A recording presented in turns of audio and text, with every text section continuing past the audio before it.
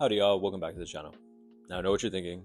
Hey, wouldn't the Dream just bounced out of the playoffs in the first round by an injured Indiana Fever squad led by a previous Rookie of the Year winner and a two-eyed Lexi Hull? And to that I'd say, well yeah, and congratulations to the Fever squad for pulling out that W, because I genuinely thought that they were cooked after we hear that 2 out of the 3 Tres Leches go down for the season. I was just like, okay. But this isn't their video, as you saw from the title. Whatever. And despite the loss, I'd say that the Atlanta Dream have built a reputation for their resilience and heart. Now what makes them special is how they embody such resilience. Bold, ambitious, while being unafraid to chase greatness. The Dream have produced legendary players, and at the time of this recording, it's still possible that Brittany Griner could sign another year with the Dream. The trio guards of Howard, Gray, and Canada make the squad a threat behind the arc, with defensive slashing plays and spot-up heat checks. And by the end of this video, I'm going to show you everything you need to know about the Atlanta Dream. But in order to do so, we gotta go back. Okay, well actually not that far back, to be honest, because the Atlanta Dream are homegrown, right from the ATL.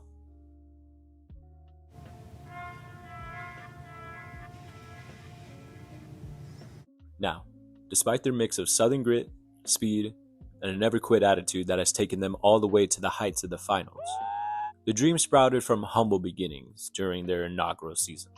Back during the time when Shorty had them apple-bottom jeans and boots with the fur, the Atlanta Dream were inducted as the 14th WNBA franchise. Imagine a brand new team entering a competitive professional league with something to prove, not just for themselves, but for a whole city. But you're asking me, how do we get here? Now, Atlanta has had interest in placing a women's professional basketball team in the city since about 95, even before the success of the U.S. women's basketball team in the 1996 Olympics, which we can talk about another time. But they would officially begin organizing a committee in 2007 in efforts to attract an expansion team. Okay, mind you, this is the 2007 season, and the WNBA would look at the sibling NBA team, Atlanta Hawks, and would raise concerns about their ability to draw crowds for an expansion team in Atlanta. And if you're wondering why they were questioning the move, go watch my video on the Atlanta Hawks and see what the fellas were up to in 2007. But resilient from their start, they would eventually begin kicking off the efforts for expansion in February of 2007. Originating in Atlanta, Georgia, the Dream joined the league with hopes of putting the city on the women's basketball map. The name Dream was inspired by Nobel Peace Prize winner Dr. Martin Luther King Jr.'s I Have a Dream speech. A fellow Atlantean whose words symbolize progress, unity, and a bold ambition of a united future. Through their efforts, by November 2007, Atlanta had named coach Marinelle Metters as their first head coach and general manager position. Coach Metters, familiar with the role, would have a previous stint as coach/general manager for the Charlotte Sting. Atlanta would have their first expansion draft in February 2008, when it selected one player from each of the 13 teams at the time. But their start, absolutely brutal. Oh no! The Dream lost their first 17 games, and would end with the 4-30 season record, as one of the worst starts in WNBA history. And many wrote them off as a failed experiment. But that's what makes what happened next even more incredible. Now, fun fact. Former NBA star Dennis Rodman would volunteer his name for the head coaching position.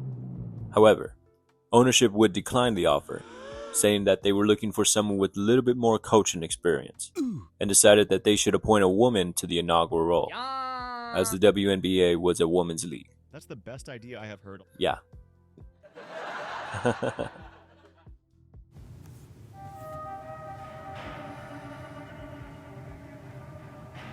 The answers to their prayers was delivered, as everything changed in 2009 when the Dream drafted Angel McCoughtry, a fearless scorer from the University of Louisville.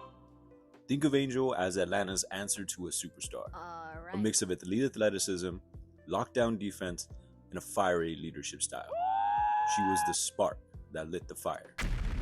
In her rookie season, she would clinch the Rookie of the Year title, and in the 2009 season, with a vast improvement, the Dream would reach the playoffs with an 18-16 record.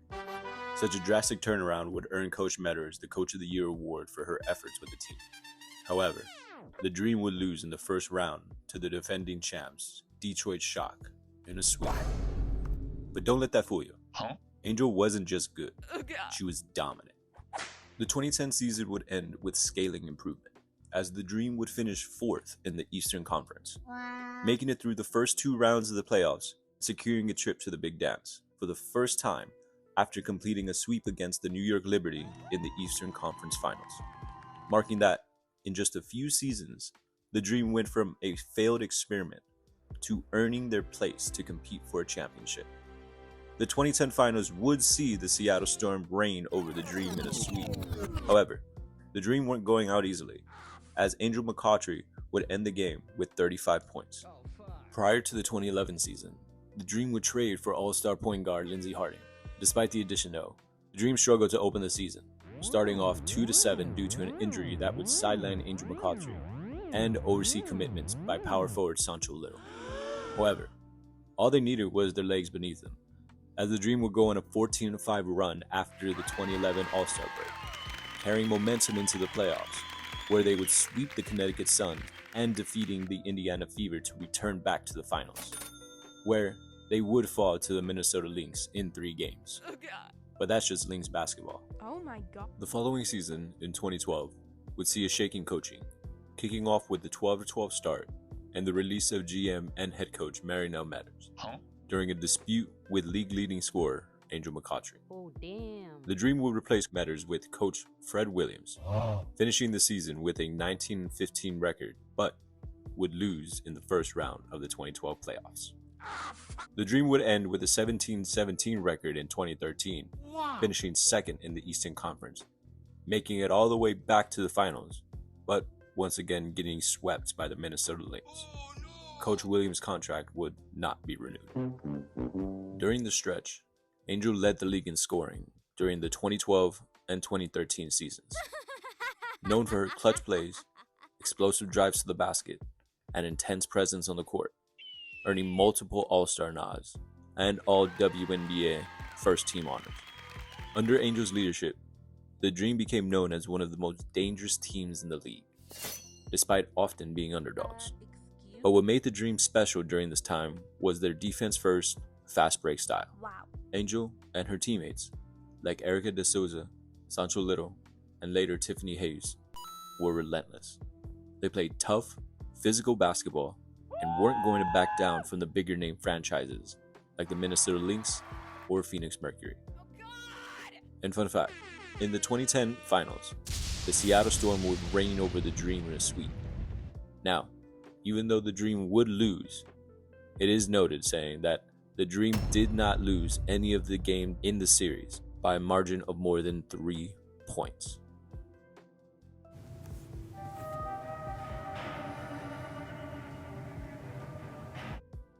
The mid-2010s would become an emotional roller coaster for the Dream, as injuries, roster changes, and coaching shifts began to take their toll.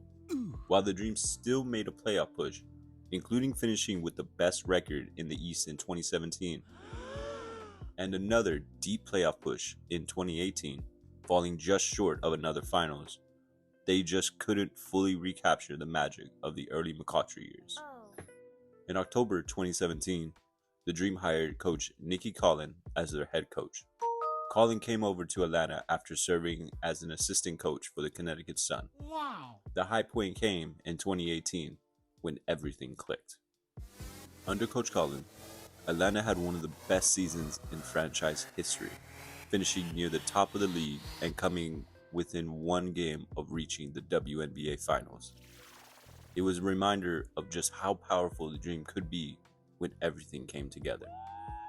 But by 2019, injuries and roster changes hit hard. McCoughtry missed most of the season, and the team struggled to find the same rhythm, marking a tough year of setbacks and growing pains.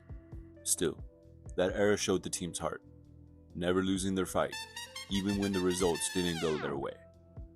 Shooting guards Tiffany Hayes and Brittany Sykes were bright spots, both averaging in double figures for that year. but it wouldn't prove to be enough, as the Dream would finish the worst in the Eastern Conference with an 8-26 record. Oh, fuck. Angel McCoughtry, suffering major injuries in 2017 and 2019, missing entire seasons, would decide to announce that she would be signing with the Las Vegas Aces for the 2020 season, moving on after playing a decade with the Dream. McCoughtry defined an era for the Atlanta Dream. Her presence helped transform a struggling expansion team into a perennial playoff force, one that made noise in the league even without winning a title. Oh my god. Her impact wasn't just on the court.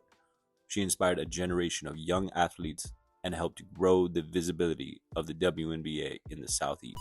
And fun fact, Angel McCoughtry is the third youngest player in WNBA history to score 3,000 points in just 154 games. Wow. Also, she holds the record for the most points scored in a finals game with 38 points.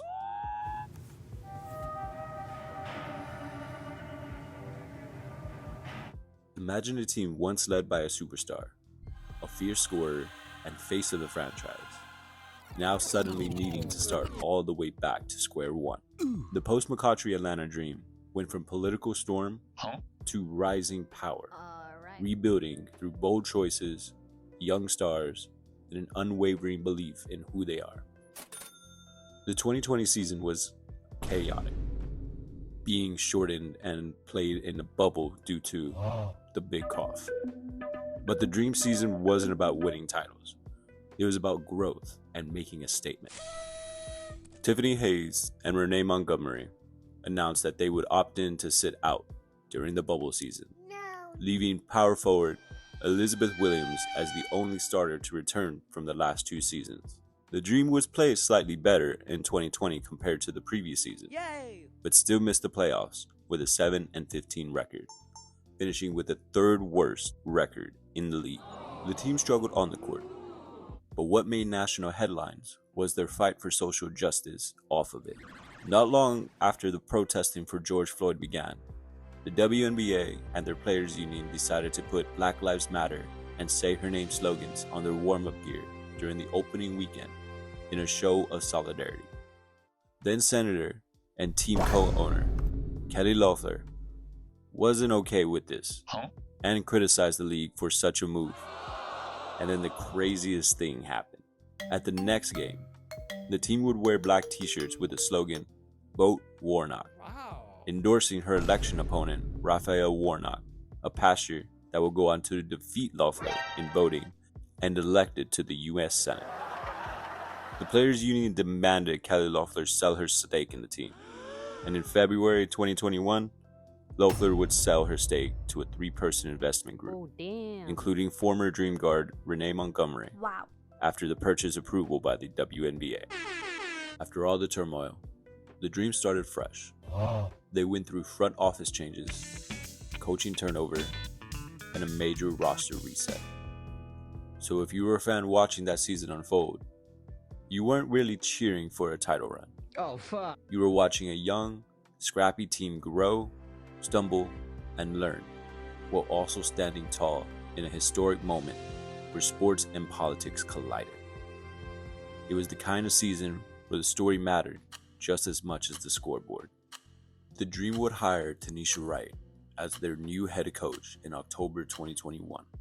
Coach Wright had played in the league for 12 years and had recently been an assistant coach under Bill Laimbeer of the Las Vegas Aces and hired her staff by March of 2022. Then, the game changed. The Dream traded up in the draft to pick a guard out of Kentucky, Ryan Howard, as the first overall pick in 2022. She was calm, skilled, and could shoot from anywhere. Think of her like the new star of a rebooted show. Instantly the centerpiece of the franchise. She won Rookie of the Year and gave Dream fans real hope again. With Ryan Howard leading the way, the Dream finally had direction. Adding Alicia Gray, a proven guard with Olympic-level skills, building a young, tough core around them, the team's defense tightened up.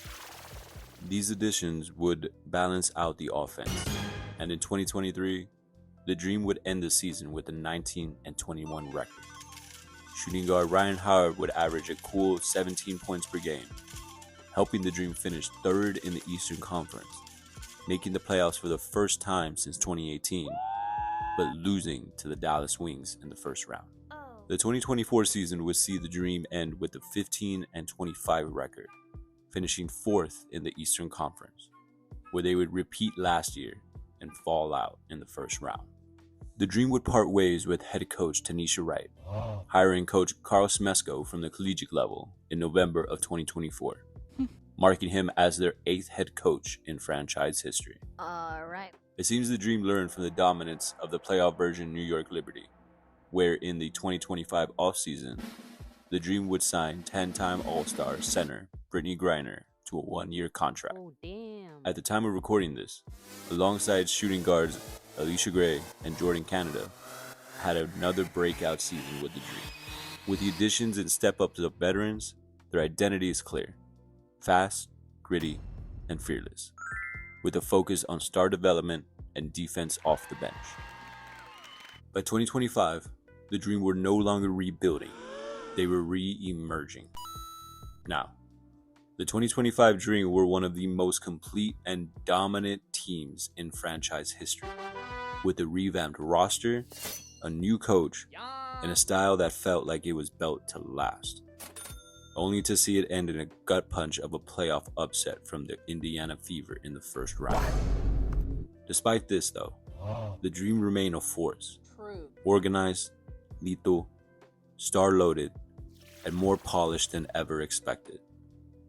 But what also makes them special is how they've proven to stand for more than basketball, using their platform to inspire fans and speak out on big issues, embodying both the ambition and spirit of a city that never stops dreaming. So you may be asking me, Atlanta fans, how does the future look for the Dream? Well, since 2008, the Dream have been making waves in almost every season, for better or for worse. Oh my God. In just a few short years, they reached the finals 3 times. Even though they've yet to win a championship, the Dream continue to fight as their determination has earned them serious respect in the league. The Dream have been home to legends like Angel McCoughtry and Lindsey Harding, as they continue to build around young talent who's already showing signs of superstar caliber competition. The Atlanta Dream were built on more than basketball. They were built on belief. Belief in each other, in their city, and an idea that every setback can spark something greater. So if you believe in the power of progress, passion, and perseverance through resilience, keep dreaming with Atlanta. But that's just what I think I know. Dream fans, how'd I do? Who should we spotlight next? If you enjoyed this deep dive, make sure you like, subscribe, and drop the name of a woman in the comments below. Oh my God. And until next time, y'all be safe, alright?